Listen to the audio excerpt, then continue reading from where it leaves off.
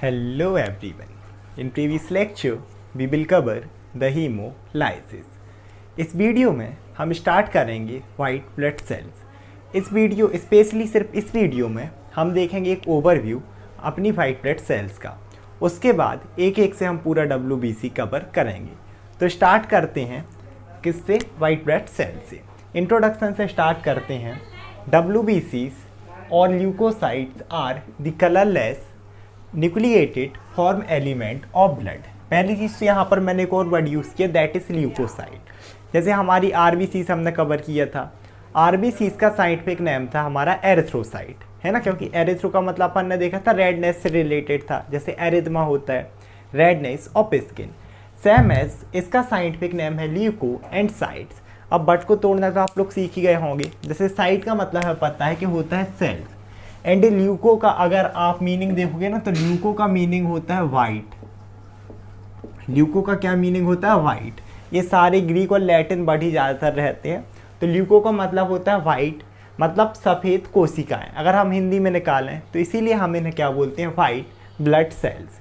और जैसे कि वाइट मतलब सफ़ेद, यहाँ पहली आ गया कलरलेस। जैसे अपन होता ना पानी, अपन उसे कलरलेस ही बोलते एक टाइप से, वाइट टाइप में।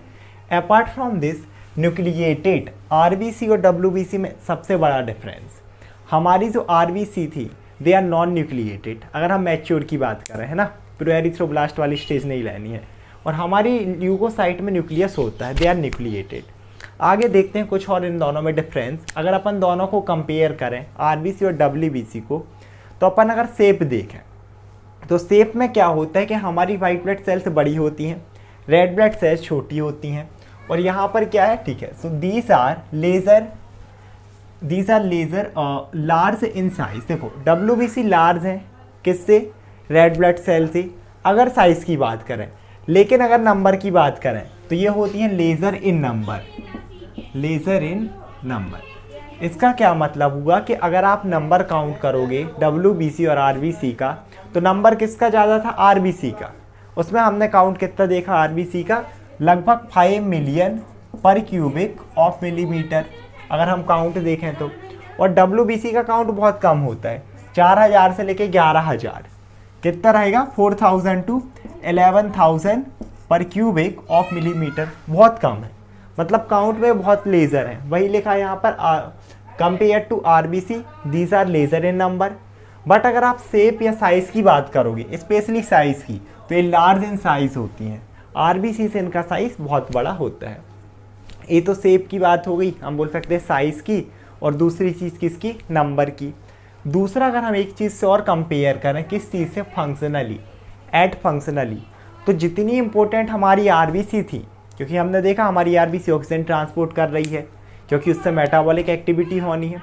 और उसके बाद वो मेटाबॉलिक जो वेस्ट हैं वो बाहर जाएं, वो भी हमारी यही RBC कर रही थी, स्पेशली हीमोग्लोबिन, कि ऑक्सीजन को कैरी और कार्बन डाइऑक्साइड को।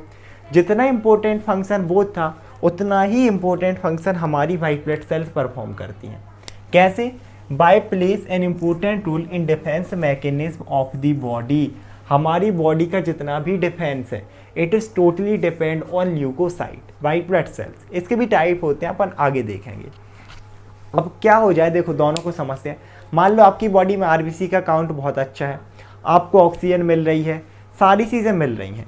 लेकिन अगर कोई डिसीज़ आपको हो जाए, कुछ भी डिसीज़ हो जाए, छोटा छोटा डिसीज़, और अगर आपकी इम्यूनिटी बिल्कुल ख़राब है, WBC है ही नहीं आपकी बॉडी में, या काउंट बिल्कुल डिक्रीज हो गया कि यहाँ पर 1000 आ गया 4000 की जगह, तब अब क्या करेगा आपके न्यूट्रिशन देखिए। अब RBC मतलब पूरा ऑक्सीजन पहुँचा रही है, सब कर रही है, लेकिन आपकी बॉडी में डिसीज़ है।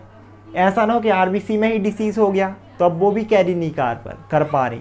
This is the importance of WBC, कि RBC इन दोनों का फंक्शन है। अब ऐसा भी हो, अगर आप ये भी नहीं बोल सकते कि ज़्यादा इम्पोर्टेंट है, नहीं तो पता चले RBC है ही नहीं, तो अब ये कैसे ज़िंदा रहेंगी?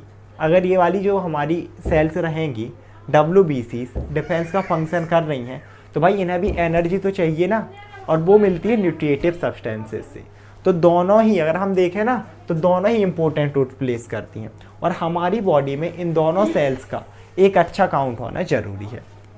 आगे देखते हैं। तो जैसे कि अपन ने नॉर्मल काउंट तो डिस्कस कर ही लिया। अब एक चीज़ आती है लाइफ स्पान। तो जैसे अपन ने लाइफ स्पान किसका देखा था? RBCs का, दैट इज़ 120 डेज। और उसके बाद अपन ने इसका पूरा डिस्ट्रक्शन की प्रोसेस देखी थी कि इनकी मेम्ब्रेन फ्रेसाइल होगी, फिर वो रेटिकुलो एंडोथेलियल सिस्टम में क्या होती हैं, डिस्ट्रॉय होती हैं। और स्प्लीन को अपन ने इसीलिए ग्रेवयार्ड ऑफ आरबीसी भी बोला था, क्योंकि मेनली स्प्लीन में हो रहा था। इनका लाइफ स्पैन होता है बहुत ही कम। वाइट ब्लड सेल्स का सिर्फ आधा से लेके 15 दिन, आधे दिन से लेकर 15 डेज तक।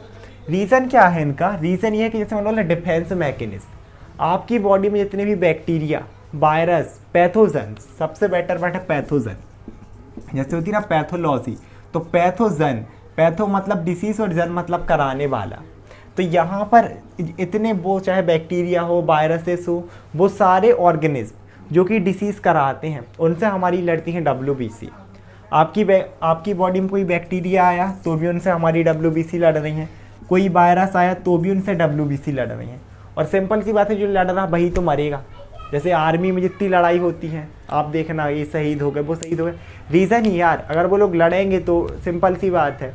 तो चाहे मैच, क्योंकि इतना ज़्यादा लड़ते हैं, इतनी ज़्यादा फाइट करते हैं, इनका लाइफ स्पेन बहुत कम होता है, आधा से लेके 15 दिन। ये थोड़ा बहुत वेरीज कर सकता है। अब इसमें भी एक डाउट आ रही होगी सर कि एक तो आप बिल्कुल बता रहे कि आधा दिन, और एक तरफ फिर 15 दिन कैसे जी ली। तो एक्चुअल में जैसे मैंने बोला ना कि बैक्टीरिया वायरस से इससे लड़ती हैं, तो ये डिपेंड करता है आपकी बॉडी में अगर बहुत ज़्यादा इन्फेक्शन आ रहे हैं, बहुत ज़्यादा बैक्टीरिया आ रहे हैं, है ना, आप एक गंदे एनवायरनमेंट में रह रहे हो, जैसे कई जगह होता है कि बहुत ज़्यादा एनवायरनमेंट, तो जितने ज़्यादा बैक्टीरिया वायरसेस आपकी बॉडी में आएंगे उतनी ज़्यादा ही लड़ेंगे और लाइफ स्पैन उतना कम होगा। अगर आपकी बॉडी में बैक्टीरियाज कम आ रहे हैं, आप अच्छे एनवायरनमेंट में हो, तो जितने कम बैक्टीरिया उतनी कम फाइट, और इनका लाइफ स्पैन 15 डेज तक जाएगा, ज़्यादा से ज़्यादा है, मतलब अपन बोल सकते हैं कि इंक्रीज रहेगा। इसके अलावा अब हम देखेंगे classification of white blood sales. तो आरबीसी में एक चीज़ बहुत अच्छी थी कि सिर्फ आरबीसी थी। हमारी ल्यूकोसाइट को अपन मेनली तो 2 टाइप में क्लासीफाइड करेंगे, और एक किसके बेसिस पर करते हैं। मान लो ये हमारी एक WBC है। अब इसके अंदर, जैसे अपन ने देखा था सेल के अंदर प्रेजेंट होता है साइटोप्लाज्म, इसके अंदर भी क्या होगा, पूरे उसमें होगा ऐसे करके साइटोप्लाज्म प्रेजेंट। अगर अपन देखें ना, मैं ऐसे ही बनाता कि ये साइटोप्लाज्म प्रेजेंट है। अब नॉर्मल साइटोप्लाज्म तो ठीक ही है। अब क्या देखा गया, जब साइंटिस्टों ने देखा कि कुछ WBCs के साइटोप्लाज्म में क्या है, ऐसा प्लान है, उसके अंदर कुछ भी नहीं है, और कुछ WBCs या फिर ल्यूकोसाइट ऐसी हैं जिनके अंदर इस टाइप के कुछ ग्रैन्यूल्स हमें देखने के लिए मिल रहे हैं। इस टाइप से हमें क्या देखने के लिए मिल रहे हैं, ग्रैन्यूल्स अपन ने डिस्कस किया था ना, दाने जैसे स्ट्रक्चर राउंड शेप में।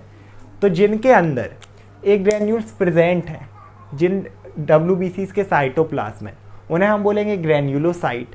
देखो इंडिकेट ही कर रहा है ग्रैन्यूलोसाइट। ग्रैन्यूलो मतलब ग्रैन्यूल और साइट मतलब सेल, ऐसी सेल जिसने ग्रैन्यूल कंटेन करके रखा है, ग्रैन्यूलोसाइट। तो इसका ऑपोजिट हो जाएगा अग्रैन्यूलोसाइट, ऐसी सेल जिसके साइटोप्लाज्म में कोई भी ग्रैन्यूल्स प्रेजेंट नहीं है, मतलब दिस है क्लियर साइटोप्लाज्म, उसे हम बोल देंगे अग्रैन्यूलोसाइट। ये मेनली 2 टाइप थे, अभी और देखना है। अभी क्या होता है कि ग्रैन्यूलोसाइट भी है ना, इन्हें हम 3 टाइप में क्लासीफाइड करते हैं। वैसे ये जो वाला क्लासिफिकेशन है ना, अभी पूरा स्टैंडिंग प्रॉपर्टी पर डिपेंड करता है। अब स्टैंडिंग प्रॉपर्टी क्या है उसमें हम ज़्यादा नहीं जाएंगे, क्योंकि इनमें पर्टिकुलरली क्या होते हैं, लेबोरेटरी टेस्ट है, प्रैक्टिकल वाले। इनमें मतलब हम स्टैंड करते हैं ना, तो अलग अलग कलर आते हैं, कोई पिंक कलर देगा, कोई दूसरा कलर देगा, तो उस कलरिंग प्रॉपर्टी के, ठीक है, अकॉर्डिंग हमने 3 टाइप में क्लासीफाइड की। प्रैक्टिकल पोर्शन है, इसीलिए हम ज़्यादा नहीं देखेंगे इसे। तो एक हुआ हमारा न्यूट्रोफिल्स, एक हुआ बेसोफिल्स, और एक हुआ हमारा ईसिनोफिल्स। ये यहाँ पर ये पूरा डिपेंड करता है, फिर अपन आगे देखेंगे कि ईसोफिल्स कैसे वो कर रहा, न्यूट्रोफिल्स, बेसोफिल्स, ठीक है। इसके अलावा और अपन क्या देखें, अब अपना बच्चा अग्रैन्यूलोसाइट। अग्रैन्यूलोसाइट में अगर अपन देखें तो एक चीज़ तो क्लियर है, ये वाली इसकी बात कर रहे हैं, जिसमें कोई भी ग्रैन्यूल्स प्रेजेंट है नहीं। इसे भी हम 2 टाइप में क्लासीफाइड करते हैं, एक है हमारा मोनोसाइट और एक है हमारा लिम्फोसाइट्स। इन सभी सेल को एक एक से डिटेल में आगे पढ़ेंगे। आई होप आप लोग को वीडियो समझ में आया होगा। Thank you so much everyone.